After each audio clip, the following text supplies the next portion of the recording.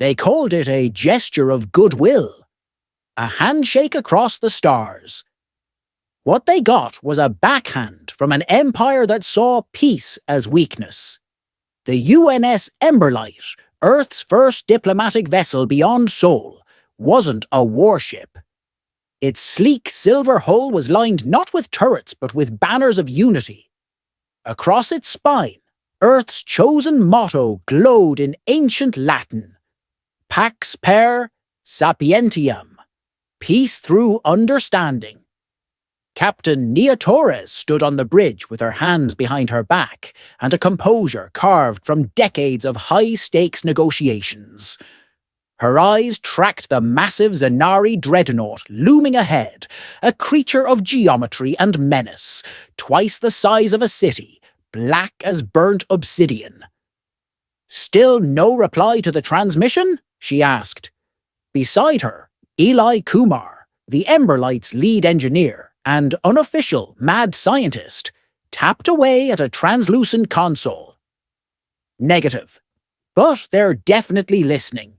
One of their sub-arrays just twitched when I repeated the greeting in Welsh. "Welsh?" asked Private Jordan Vale, barely out of academy training and still radiating that youthful sincerity like a beacon. He had a paint-stained notepad tucked into his utility belt. "Well," Eli said with a shrug, "you never know what resonates." Torres allowed herself a small smile. "Keep trying. Every language, every code. If we're going to make this first contact count, they need to know we're serious about peace." That word again. Peace. A noble idea. A fragile one. In the rear of the bridge, lounging upside down in a web of unspooled cabling, Tanya Scorch McCabe blew a gum bubble the size of a grapefruit. She didn't wear a uniform. She didn't believe in uniforms. Just boots, a bandolier of tools, and a smirk that could melt titanium. "Call me paranoid," she drawled, but the lack of response from that interstellar death donut is starting to feel less like diplomacy, and more like the prelude to an ass-kicking. "Noted," Torres said. "But if we assume hostility now, we lose the moral ground." "We're not on the ground," Scorch muttered. "We're dangling in their crosshairs." The lights dimmed. A pulse of red rippled across the status monitors. Eli said. That wasn't me." From the void, the Zanari dreadnought bloomed with light. Not one but 8 lances of searing plasma, flaring from its underbelly like the birth of new stars. In an instant, the Emberlight's shields flared, then crumbled. Metal screamed. Gravity convulsed. Consoles burst in sparks. Torres didn't flinch. "Emergency burn," she snapped. "Brace for impact." The Emberlight spun, twisted, fell. Through the maelstrom, Vale watched with wide, unblinking eyes. "They didn't even speak," he whispered. "Not one word." The moon wasn't named. A jagged, ash-coloured rock orbiting a dying gas giant. Zanari maps labelled it only with a designation. Kortal 4b. Once home to experimental terraforming, now abandoned. Until the Emberlight smashed into it like a comet. It should have been fatal. It wasn't. Not quite. The crew crawled from the shattered remains of their ship like ghosts. Of the original 32, just 7 survived. Now they were alone, wounded, and surrounded by a Zanari jamming field that cut them off from the galaxy. Vale stood atop a crumbled ridge, clutching his notepad like a lifeline, watching the stars tremble through the dusty atmosphere. "We came to offer friendship," he said to no one. And they answered with silence and fire. Eli stumbled past, dragging the core housing of a Zanari drone he'd found half buried in the soil. "Yeah, well, they forgot we specialize in turning trash into miracles." "You're bleeding," Vale said. I'm alive, Eli replied, grinning like a maniac. So are you. So's this drone. That's enough to start with. Behind them, Scorch was setting up explosives. Not because there was anything to blow up yet, but because she found comfort in prep work.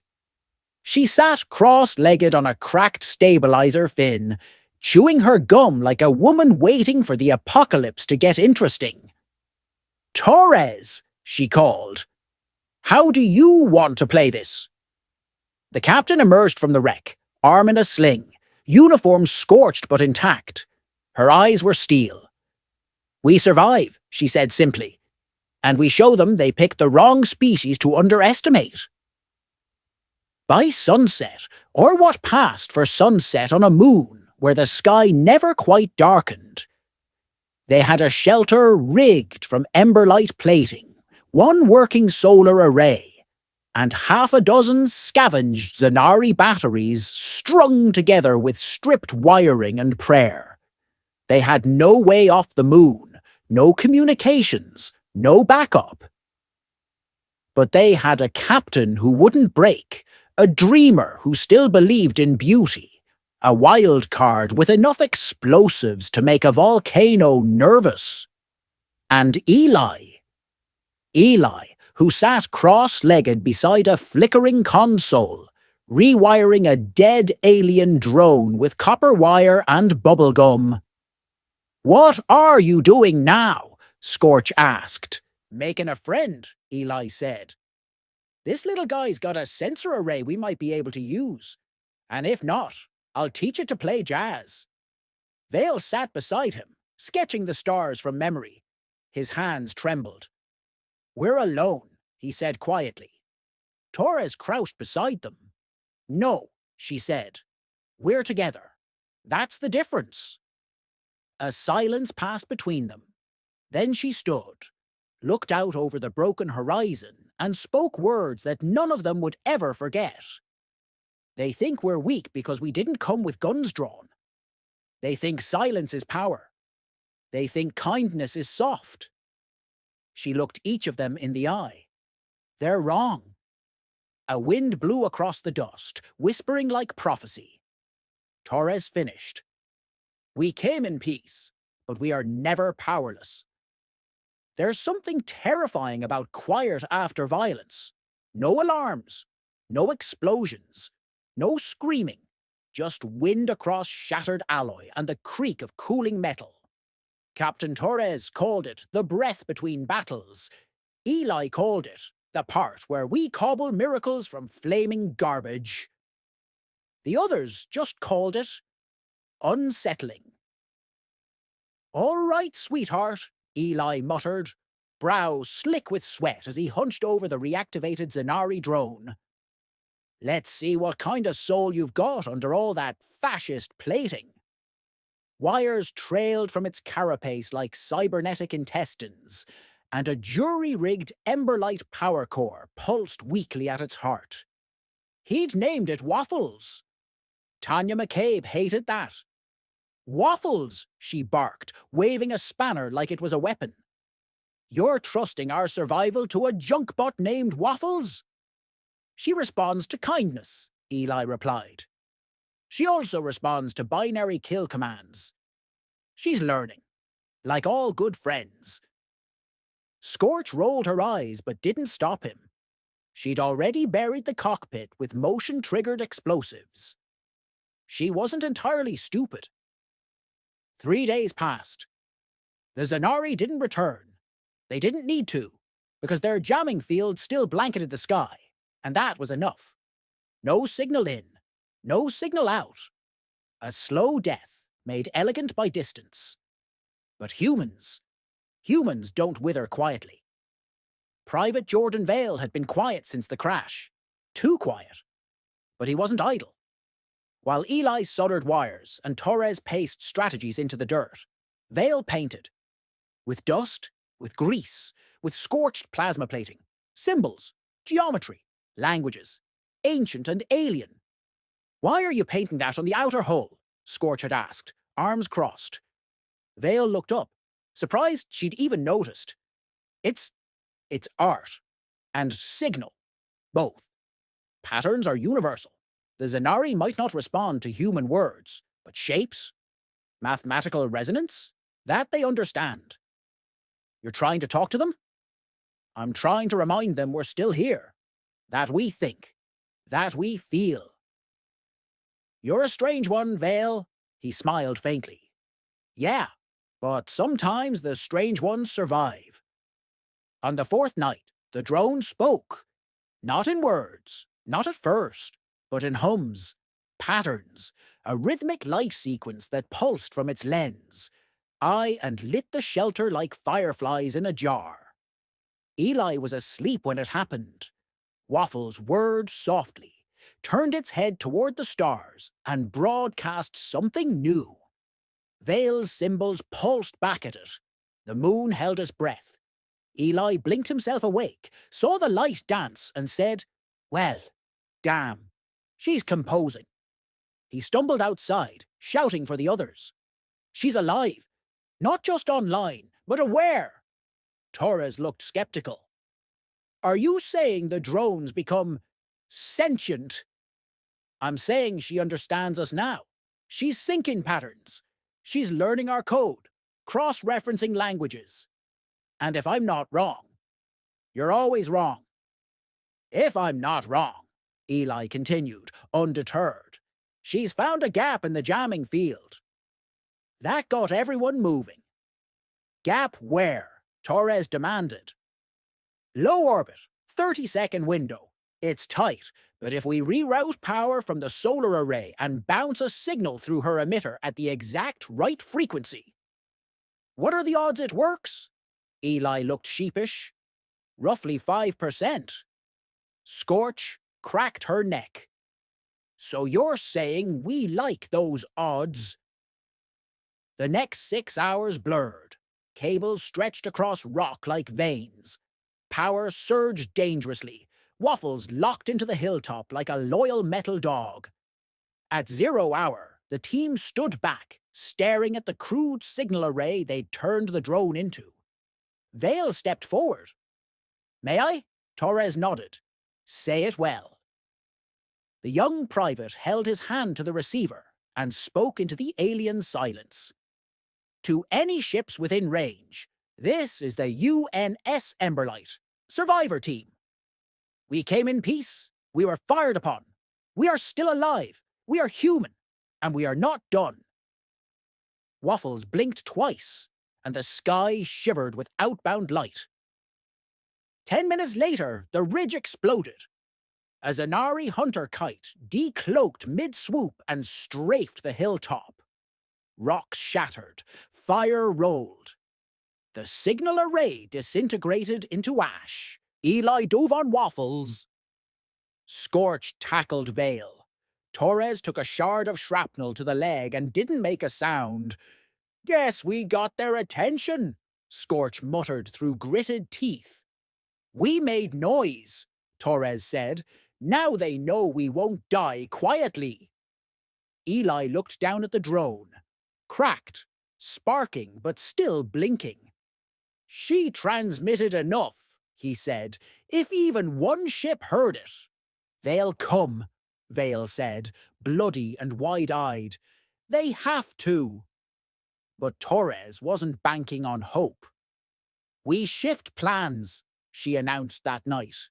"No more waiting for rescue." Scorch grinned. "Finally, my kind of talk." "We still have pieces of the Emberlight's FTL drive," Torres said. "Still have the antimatter core." Eli paled. "That's volatile tech, Captain. That's leverage. If they send more drones, we'll burn them. If they send soldiers, we'll trap them. If they send ships—" She trailed off. Vale finished it. "Then we make sure they remember Earth as more than diplomats."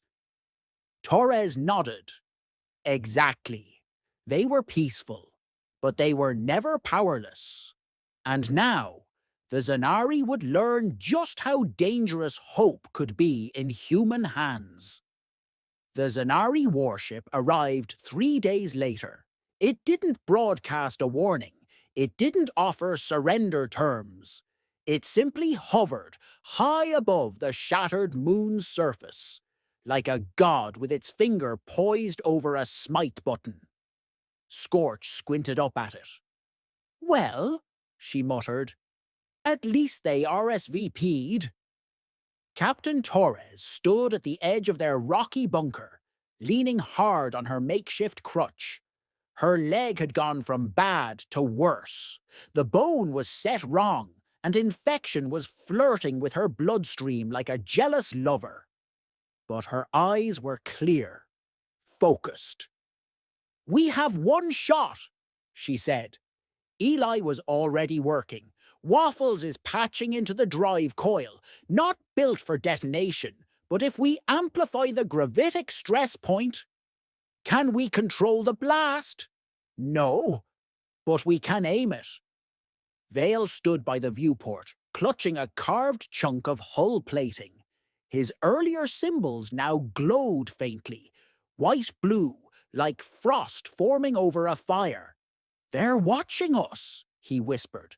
"Studying us. They still think we're weak." Scorch chuckled. "Let's prove 'em wrong." In orbit, the Zanari commander folded his 4 arms behind his back and watched the surface through a lens of disdain. His name was Threx Sal, executor of purity, third flame of the cleansing path. He saw humans as insects, infesting a dead moon, surviving only through borrowed tech and coincidence. "Aim a warning burst," he said coolly. "Enough to collapse their shelter. No survivors." "But the Council," began his aide. Threx silenced him with a gesture. "Humanity's peace is a myth. They're unpredictable. Their failure must be final." He turned away, confident in the righteousness of annihilation. That was his first mistake. Back on the moon, Eli was counting seconds. 36 to impact, he said, voice tight. Waffles had been stripped to her frame, now a glowing wisp of cables and resonant amplifiers tied into the old Emberlight's damaged FTL coil. They'd angled it upward, toward the Zanari ship, creating a crude, unstable gravitic pulse cannon. One that wouldn't fire a beam, but a moment of physics-breaking hell. "You sure this will work?" Vale asked, clutching his artifact like a talisman. "Nope," Eli said. "But if it does, we'll make history. If not, we'll make vapor." Scorch stood at the manual trigger, helmet off, her messy curls tangled in sweat. "Either way," she said, "let's make some noise." Torres looked at each of them. Her team, the dreamer, the wild card, the builder, and her. The soldier who'd never planned to die on a rock no one remembered. Humanity didn't crawl through extinction events, ice ages and atomic brinksmanship just to die politely, she said. Vale smiled faintly. "We're the species that weaponized curiosity." Scorch cracked her knuckles. "And sarcasm." "Time," Eli said. "Do it," Torres ordered. Scorch yanked the trigger, and the moon screamed. A spatial rupture bloomed upward, invisible to the eye, but loud in the gut. Gravity twisted, metal howled. For a fraction of a second, space folded inside out. Above them, the Zanari ship lurched. Its shields collapsed. Its stabilizers fried in a blink of quantum feedback. For all its elegance, the warship was never built for chaotic physics. It convulsed in orbit like a dying starfish, panels shedding like scales. Then, finally, It exploded in a silent, magnificent flash, one no Zenari sensor could ignore. Debris scattered the upper atmosphere like shattered pride. The humans didn't cheer. They were too busy not dying. The pulse had thrown Eli against a rock and buried Scorch in a drift of hot dust. Waffles sparked and wheezed, a noble wreck. Torres stayed upright through force of will alone. Vale was half-conscious, bleeding from the ears. But they were alive, and the galaxy had just watched 4 humans on a dead moon cripple an interstellar warship. With no fleet, no reinforcements, no help, just grit, and the knowledge that peace is a choice, not a weakness. The Zenari didn't respond immediately. They withdrew, silent, confused, afraid Earth's broadcast, Vale's message, had been received by more than allies. It had reached enemies, empires, neutrals, observers who'd written off humanity as quaint, evolved monkeys in pressure suits. Now those observers rewrote their files, recalibrated their fear. Humanity wasn't peaceful because it lacked claws. Humanity was peaceful despite having them. And when pushed far enough, they didn't lash out. They unmade threats.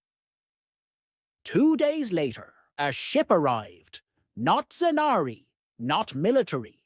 Civilian colors. A diplomatic crest, bearing food, medicine, and questions. The ambassador was a smooth-skinned Veran with an eye for tension. He stepped onto the shattered surface of the moon, blinking at the craters and scorched metal.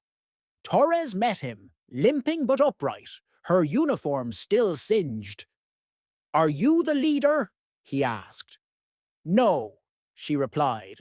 "I'm the last one standing." The Veran inclined his head. "Your message was illuminating." Vale stepped forward. "We're not looking for war." Eli added, "But we are done running." Scorch grinned. "And we'll never be boring." The ambassador smiled. "So this is humanity," he said. "Peaceful, but never powerless." Torres nodded. "Now the stars know." The moon's silence had changed. Not gone, but transformed. Like a battlefield after the drums quiet, after the blood dries and someone dares to speak the first kind word again. They'd survived. Not just the attack, but the moment. The moment history shifted. Where humanity, once footnotes on the galactic stage, had made the stars hold their breath.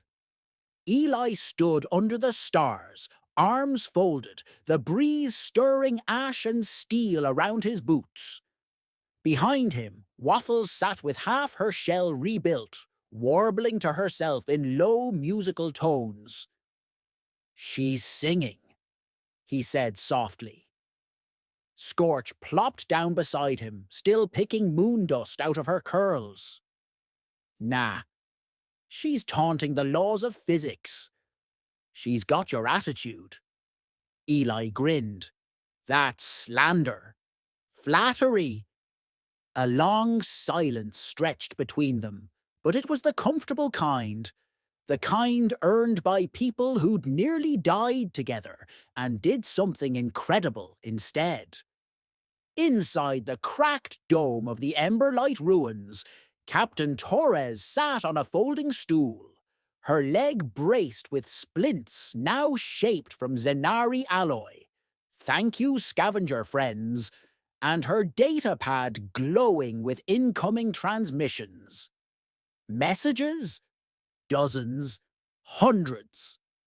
From embassies, academies, colonies, civilians, soldiers, Scientists, some curious, some reverent, some simply grateful.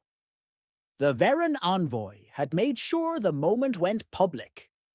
The video of a single human team firing a retrofitted FTL coil at an orbiting Zenari dreadnought was already galactic legend. Humanity's official response, Vale's quiet voice saying, "We don't want war, but we won't kneel," had been translated into 37 languages, memed and even sung.